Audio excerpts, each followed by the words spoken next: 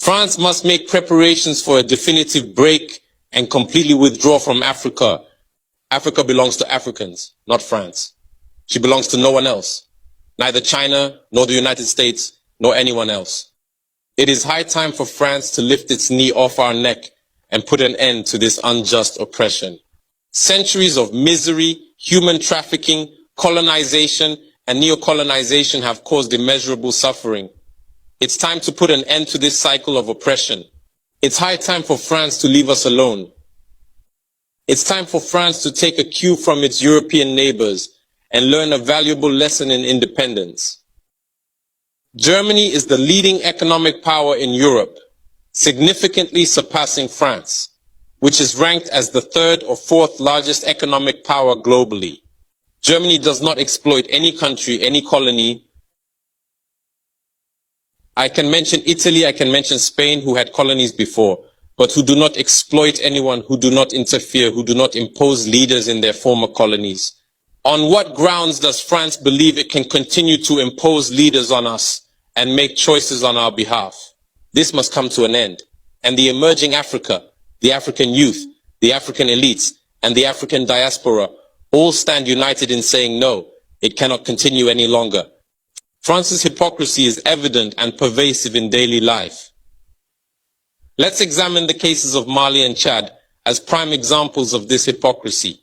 In Chad, where the constitutional process has been interrupted, France applauded and its president visited to officially consecrate the new king's coronation ceremony. In Mali, where it is not the constitutional process that has been interrupted, but the transition process, France has condemned and even packed up its things to say that it is leaving Mali. That's hypocrisy. It's the double standard. It is the double language that France employs in its dealings with Africa. During our questioning of Mr. Jean-Yves Le Drian regarding the situation in Ivory Coast and France's decision to allow a third term, he provided a clear explanation.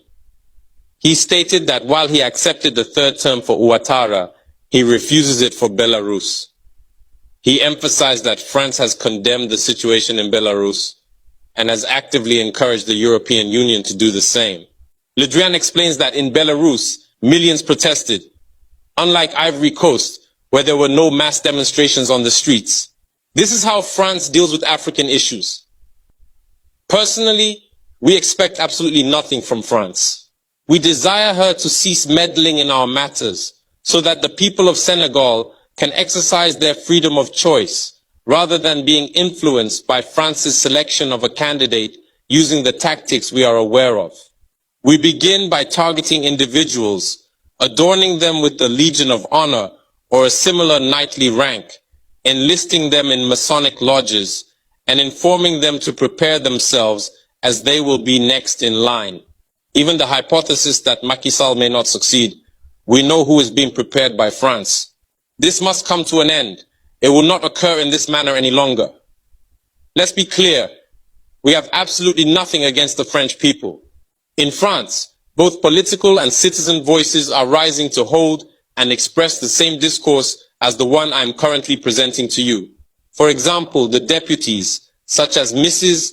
Frédérique Dumas, who regularly speaks on the platform of the Assembly, who regularly writes to the Minister of Foreign Affairs, since she is a member of the Foreign Affairs Committee, to raise this unfair behavior of France towards Africa, hold the same speech as us. The same Mr. Jean-Luc Mélenchon, Jean-Paul Lecoq, André Chassaigne, all deputies, hold the same discourse as us, and hundreds of other voices. The NGOs, like other non-profit organizations, are doing remarkable work in the same direction. We strongly urge France to listen to the voices that speak to it about our plan for a more collaborative, fairer, and sustainable partnership between Africa and France. It is crucial that we work together towards a future that is equitable, just, and environmentally conscious. If she listens, I believe we'll have beautiful days ahead in our collaboration together. If he doesn't know how to cut it, thinking he can continue to function like in the time of our grandfathers, this African youth no longer accepts it. France must make preparations for a definitive break and completely withdraw from Africa. Africa belongs to Africans, not France. She belongs to no one else. Neither China, nor the United States, nor anyone else. Oyo nno ye pulezidenti w'eggwanga erya Senegal nga pulezidenti abadde yamukwata n'amuggalira n'amusiba mu kkomera okumala akadde era nga pulezidenti ali mu ggwanga eryo abaddeko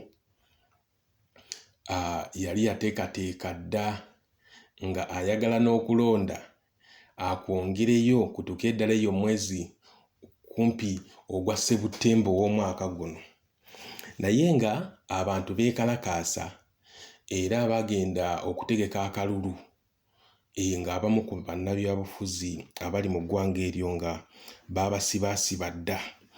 Kati gye biggweredde ono babadde bakamujja mu kkomera ng'akalulu bwe kagenda mu maaso, akalulu kagenze okuggwa, akalulu kagenze okudda, ng'omuvubuka mu kavidiyo kenkulazeeko awo ng'awangudde obwa pulezidenti.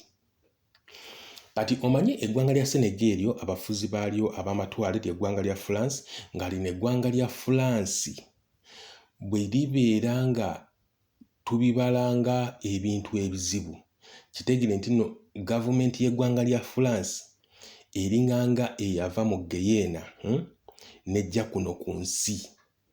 Basajja babi nnyo, basajja bazibu nnyo. Bw'otunuulira France engeri gye yayisaamu eggwanga lya Haiti ne ssente ze yagissaako ng'egibanja, sisitiimu y'emu gye yakozesa n'ereeta eno mawanga ga Africa nga yeefuula ng'egawadde obwetwaze, kyokka ng'ate ekyagakuumidde mu buddu, naye ng'ate yeeyambisa abafuzi abaliko. Gwe bw'ojja n'okwata bw'oti obuyinza ng'ekugamba kino kirina kubeera bwe kiti ne bwe kiti ne bwe kiti, nti ensi ezo ezisangibwa mu Sahel regions ezo mu West Africa eyo ne ssente ze bakozesa, ssente France ye zirinako obuvunaanyizibwa era zikontrolingibwa mu ggwanga lya France. Kati nojja ne weesanga nti gwe nga munnansi omaliriza oli kakyere, naye ng'abasajja bo be bakabejja abo bali eri, bali bulungi, beeyagala, balya bittafutafu, naye nga gwe mu nsi yo oli kintuntu, abafuzi b'olina nga babafuukira dda ekizibu. Kati omwami oyo gw'okalabye kavidiyo awo bwe yakutte omuzindaalo yagambye France tera osibemu ebibyo odde gye wava baaba. Jjukira mu ggwanga lya Mali, Niger, Burkina Faso n'amawanga amalala agali awo gazze gagugulana n'eggwanga lya France okukakkana ng'amagye kampani eziri mu mawanga ago, eziri mu birombe, eziri mu golodi, eziri mu uranium, eziri mu bintu bingi, zonna bazigobyegobye. ECOWAS etaddewo ku mbeera. ECOWAS gwe mukago nga bulaba East African Community, naye nga gwo ECOWAS gwo gusangibwa mu West Africa, ne gwagala n'okuteekako ku mbeera nti bw'otagira bw'oti ffe tugenda kukuba. Amawanga ne gagaana, ne gagamba bwe mukoze ekyo naffe katwegatte. Kati amawanga nga Burkina Faso, Niger, Mali nago ne gakola alliance yaabwe nti gwe ECOWAS bw'ojja n'amagye gaga ECOMOGO baba tugenda kwekuba. Ate once you attack one of the country obeera olumbye ffenna. Kati awo embeera neeyongera okukola okugaga. Kati ECOWAS nejjanga ekkakkana mpola mpola. Kati okumanya abasajja bano abazungu bamanyiira nga bo baagala bagambe nti ECOWAS genda olwanagane n'amawanga ago, naye ffe tujja kubeera emabegawo naye nga tukupokera ebyokulwanyisa. Naye nga yo ng'Abafulansi tolina muzungu gw'ogenda kulaba ku battlefield nga mmwe baddugavu na baddugavu, mwe mwekwatidde emmundu, mwe mwekuba, mwe mwetta, mwe mwesaanyaawo, mwongera kukendeeza muwendo gwammwe, bo bali eri bye bongera okufunamu. Kati ensawo we yatuuka, kati omuvubuka ono omuto bw'azze emyaka 44 agambye France sibako ebibyo, kubanga temulina kyemukola mu ggwanga lyaffe kigasa amawanga gaffe ag'omu Afirika wabula okuggyako okututuntuza n'okubeera ng'abantu abafuzi abaliko b'abakulembeze abaliko bakolera ku ntoli zammwe abagobye n'ebirala mubiwulidde mu kavidiyo ako. Kati ekinteesezaawo akafaananyi kano kye ŋŋenda okunnyonnyola kwegamba tuli mu ggwanga Uganda nga tulina ebizibu ebya border to border ng'Abafirika naye abasajja bali mu politics ow'oku kyalo okitegeera politics ow'oku kyalo bano ba Museveni bandibadde politics kati gwe baliko olwaleero wa mu Afirika yonna. Ffe Abafirika tetwandifudde abaga nti President Museveni akweseza amafuta g'ennyonyi biliyoni namba nti n'ekiruubirirwa ki aluubirira kulaba nga Afirika eno yeegatta, aluubirira kulaba nga East Africa eno yeegatta kuyisa amateeka. Lwaki constitution tenayisa amateeka gano, lwaki tegayisa asooka oteeka n'amateeka ebbali gano gayite? Okitegeera kukendeeza buyinza ku bapulezidenti ba Afirika kati nga mu East African Community, kukendeeza ku buyinza, kuwaayo buyinza mu magye. Okitegeera nti bw'obeera East African President amagye like agali mu East Africa oba ogafuukako like ng'ebitundu 6 ku buli 100. Okitegeera naye ebyo si bye balimu. Bali mu bubaga, beeyagala, teri buzibu. Neffe Abafirika tunoonya green pastures, kyokka green pastures ziri wano mu Afirika. Naye abasajja mu nsi gye tulaga mu nsi z'Abazungu teri kiriyo ky'amaanyi okuggyako emirimu, okukola okufiirawo n'ofunamu ssente, naye ng'emirimu gy'okola ne ssente oyinza obutaziryako ng'odda mu Afirika, kulwala, kufa, kuziika eyo. That's why Putin yagamba nti Africa yo cemetery. Bw'olwala ng'ogenda mu Europe nga bakujjanjaba, bw'ofa nga bakuziika mu Afirika, bw'oyagala okukyakala ng'olinnya ng'ogenda mu Europe. Kati naye ate nga Europe it is everything. N'ekirala Abazungu bano be mulaba baayita mu bitabo ebitukuvu, kanjite Bible, ne bakwata ebintu ebyalimu eby'amazima ne babikyusa ne babyetuuma, ne bakwata ebyo ebiriko obubonero obubi ne babikwata ne babituuma omuddugavu. Kati gwe omuddugavu ne balyoka baku brainwashing, tolina kye wasigaza, toliiko kalungi, but we are the originals. Kubanga Omuzungu ye ekirungi ekimuliko yeetegeka. Gwe njagala ombuulire ku biwandiiko byonna bye wasomye mu nsi muno gwasobola okusomako naawe gwe basobola okubuulira biki ebitambula mu maaso ebigenda mu maaso n'olyoka otegeera mu lulimi lwo. Bwe babeera bakusomesa ku bintu ebyaliwo edda ennyo nga bakugamba evolution yatandikira wano eno mu Afirika, abantu ne bajja nga bakyukakyuka. Tebakugambangako nti no mu Bungereza waliyo abaali, e China waliyo abaaliyo. No, mu Amerika waliyo abaaliyo. Tebaba bakugamba, bakulaga muddugavu n'ojja ng'okyukakyuka n'ojja ng'okyukakyuka paka okutuuka olunaku lwaleero w'oli. Naye obuzibu we buli nti gwe omuddugavu ate tebakwagala, ate nawe toyagala kwetegeerera, ate oyagala bakutegeerere. Naye ate abaddugavu banno balaga ki kye baagala, ate n'obakakkanako n'obakwatira emmundu n'ogaziya amakomera n'osiba n'otta, kubanga oyagala okubeera nga gwabeera. Kyokka ng'ate bali abasajja bo kasita babeera nga bakufunamu gwe abantu bo ne bottatta, tebakirinaako nnyo buzibu. Era n'ebyo mulamu simanya kkooti y'ensi yonna, kkooti ya Hague, ezo zonna kkooti za kiguumaaza. Okiwulira, kkooti za kiguumaaza. Abasajja bakoze ebikolobero mu Afirika wano ne bakola entalo, abantu ne bafa. Naye nga bw'olaba ekikoleddwawo kitono nnyo, ate tebabiwandiikako because bo bye bawandiikako bye bifuuka ebikulu. But once African n'akwata pen n'agezaako n'awandiika ebyo ebintu ebituufu nga ddala ne research mutuufu, bisobola okuggyibwa buli wamu wonna ku internet ne bisangulwako ne kubeerako ebyabo bye baagala. But we can build our databases. Yes, we can. Abafirika tusobola okutandikawo omukutu ogwaffe nga bw'olaba Google, nga naffe gutambulira ku ntoli zaffe, tuteekako ebyokka byokka ebituyamba ate tusobola n'okublockinga Google nga teyingira Africa. Ebyo byonna bisoboka. Nolwekuba tulina bano abasajja abali mu buyinza tebafaayo, balina galaale, bali awo batyo.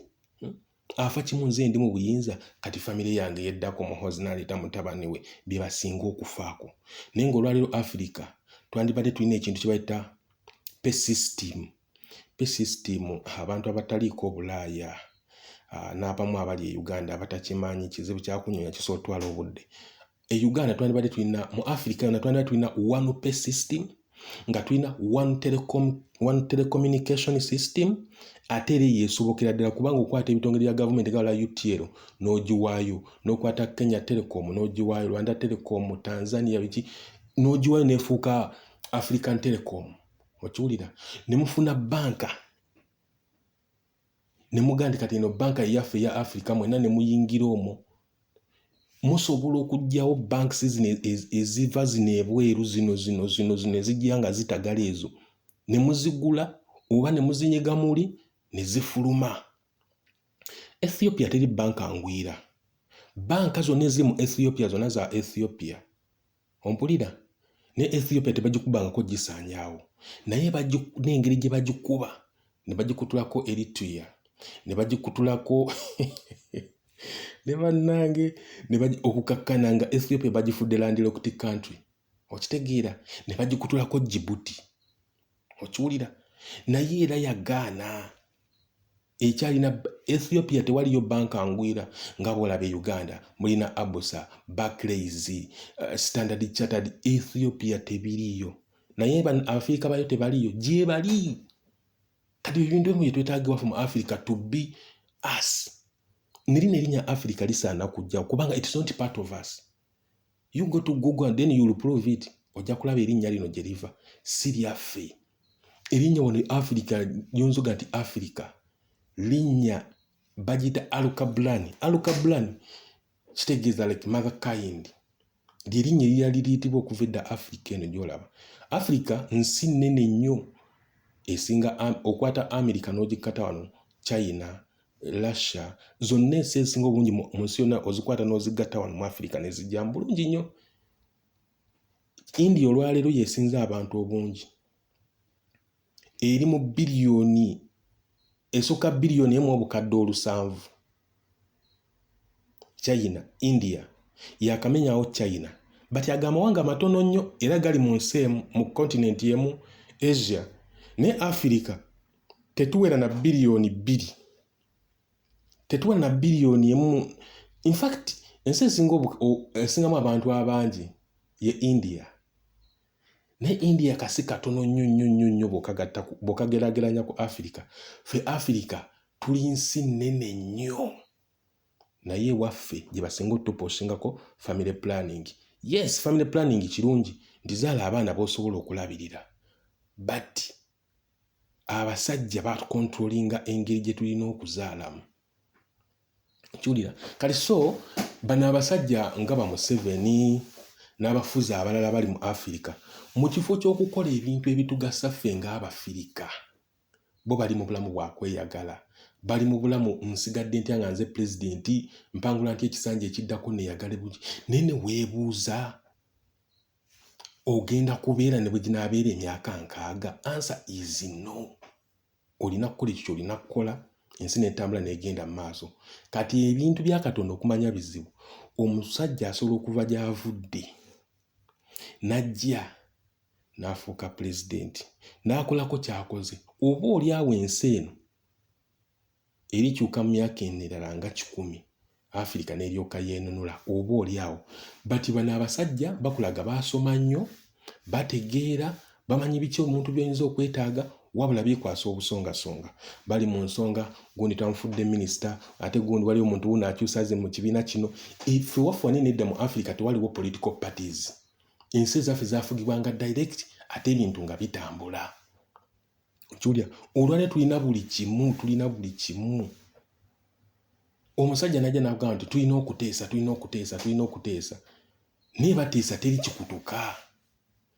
Tewaliwo muntu akiyimiriddemu. Gaddafi bwe baamunyiga tewali yaddamu kiyimiriramu naye nga bwebatunuulira bonna abasinga obungi bakadde bazibu kyokka bali mu buyinza naye nga bagenda kufa. Then why don't you stand? Kubanga omuntu olina emyaka egisukka mu 5 buli kimu kyonna okirabye obaddewo. Yimirira oba bakunyige waddewo omulala. Africa ye continent gyola nti African Union naye terina cores and values zoza gamba nti nno zino zisobola okununula omwana w'omuddugavu.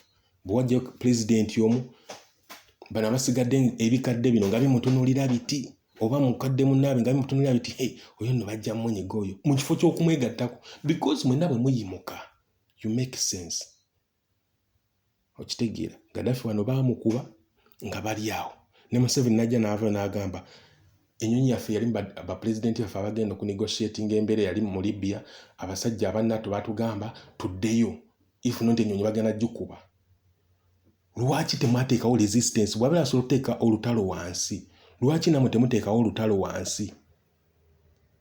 Oba muyitawo oba ne muteekawo olutalo wansi. Bwe mulaba nga abasajja bafuukidde ekizibu mugobe embassies zaabwe mwonna mu Africa bagambe mujje embassies zammwe mu Africa.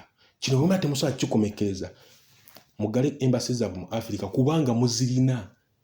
Nze singa mbeera nga nze president ne ngamba nti America oba European Union mwe bannannyini NATO mulekerawo olutalo muli mu kulwana mu ggwanga lya Libya ne mugaana of which buli nsi yonna eri mu Europe mbeera ngenda kuggala embassy yaayo emu ku emu ne ssente ze balina mu Uganda tebalina kibafulumyako n'eki ate ne ba ambassador nyinza okugamba nti mbasigaza amateeka mu makomera.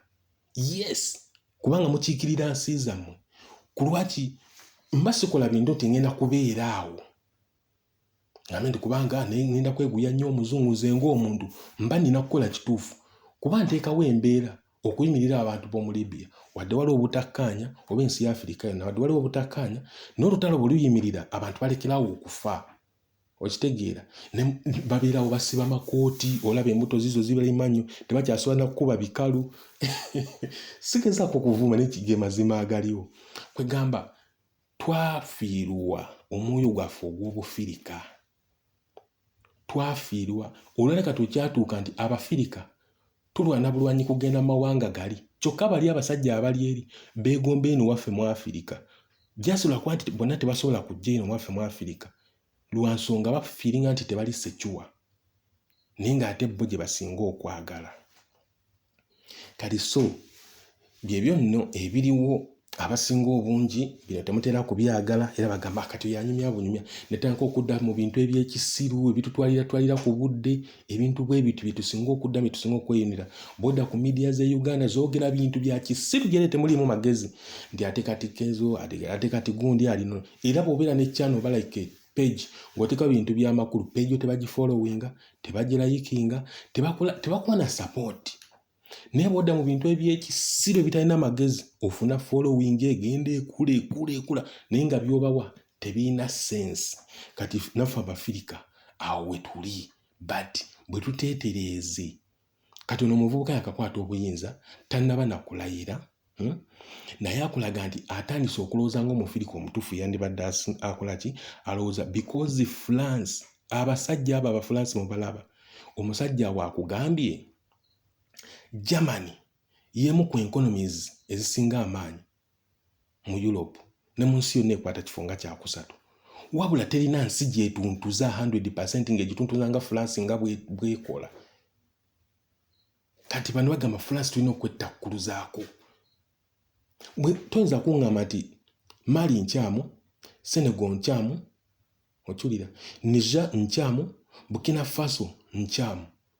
Ekikulu kiri nti abasajja bano abeeru tebaagalangako omuddugavu bukyanga abaawo kyokka jjukira omuddugavu ava mu bbo era omuddugavu ye muntu awasa omukazi omweru n'amuzaalamu omwana n'abeera nga muddugavu nga si mweru nga mukazi muzungu. Ku lwaki we are the originals bo oba mukitegeera bulungi era waliwo akaseera katuuka abazungu ne basalaga nti babaddugavu be baagala be ba half caste. Omuddugavu awasaŋŋanyiza n'omweru ne bazaala omwana omuddugavu gwe baagala bo yoyo. Kati ffe abaddugavu bakakobogo tebatwagalirako ddala olaba basosola ne bali ba half caste kati aziba zinadde so mu bumpimpi ffe nga abaddugavu tulina kwebeereramu.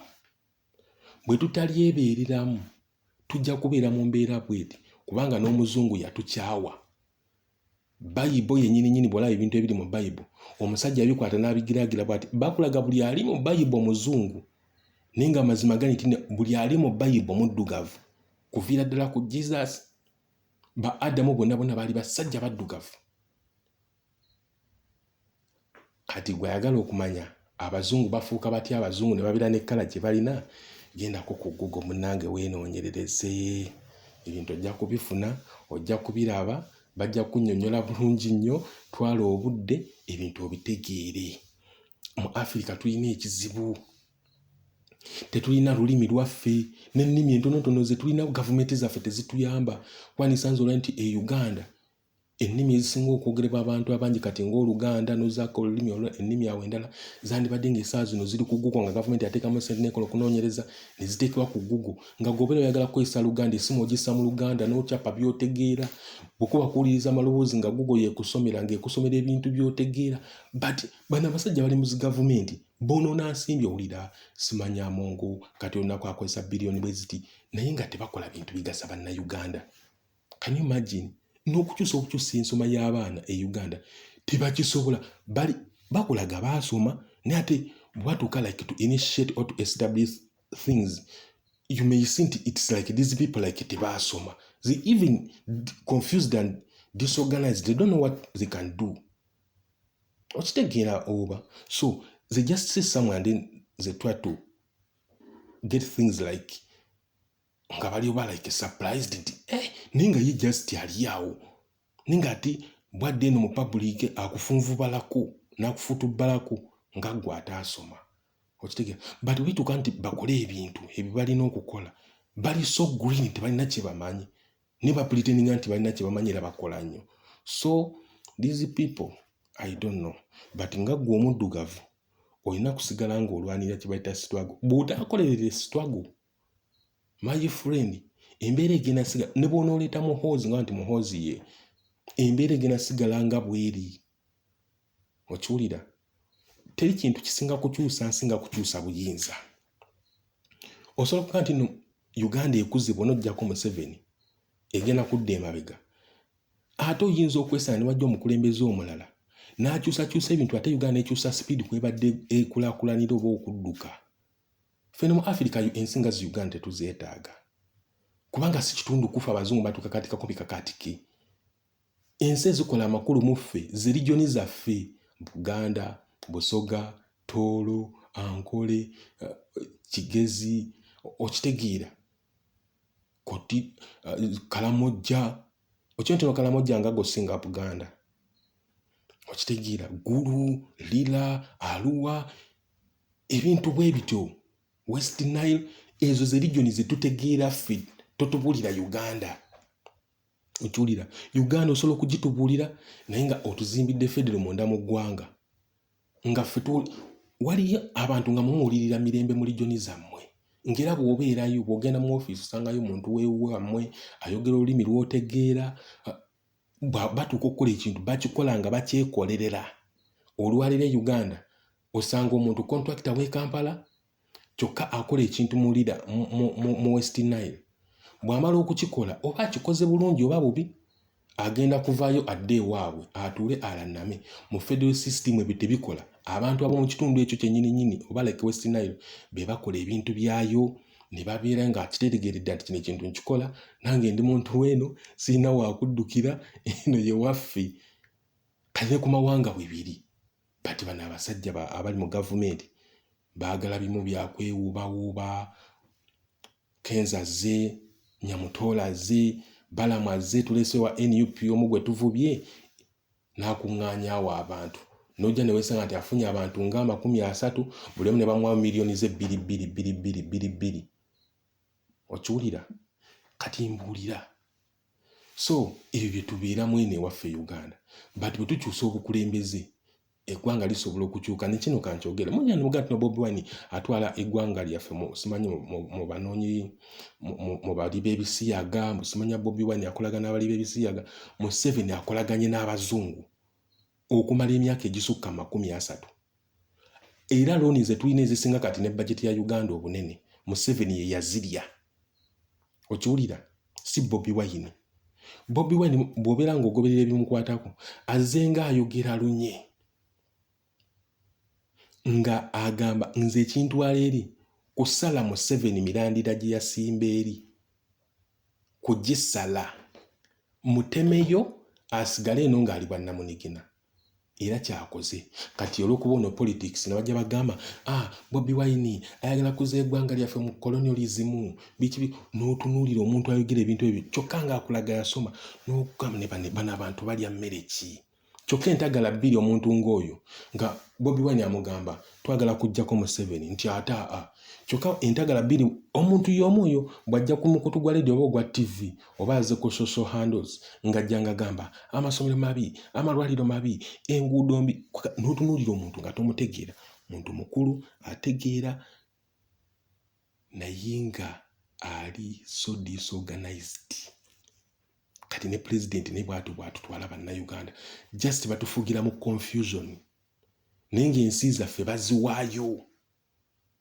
ebintu byaffe babiwaayo kati ogatuuka ku kisaawe ky'entebe nga baakiwaayo kati olake bamaze kino ekifaananyi kino ekisaawe ky'entebe sima kino kuba kitaka abaleega bikoze bitya gavumenti eyinza otandika okukola olukwesikwesi kirina ekifuula international ngeri ebintu ebisinga bikolera ku kisaawe kya Kabalega eky'entebe n'egenda ng'ekifiisa kubanga kiri koloni you get it kati weebuuze kyatuuka kitya okugendayo gavumenti ennamba n'eremererwa gavumenti ennamba n'eremererwa ekisaawe ky'eggwanga n'ekiteekamu ttenda so twetaaga abavubuka badde mu bintu bino eby'obufuzi kuba kati bo mu kiseera kino bye babonyeebonyeeko abaana bali ebweru eno babonaabona okiwulira so bwe tuteebereremu ne tudda mu bintu ebifaanaganako nga biri ebitatugasa Africans tetugenda kuvaayo emirundi egisinga obungi bujja n'oyogerako wano eno nga bagamba oyogera tolina kyogenda kukyusa oyogera tolina kyogenda kukyusa ekintu ky'otagenda kukontrolinga kyekyo ekintu ekijja mu matuugo osobola nti n'osobola okukikontrolinga but singa buli omu yenna yenna kyabeerako kyayogera kituuka ekiseera nga that's what you feed your mind then ojja kigenderako oba kibi oba kirungi so that's why we keep talking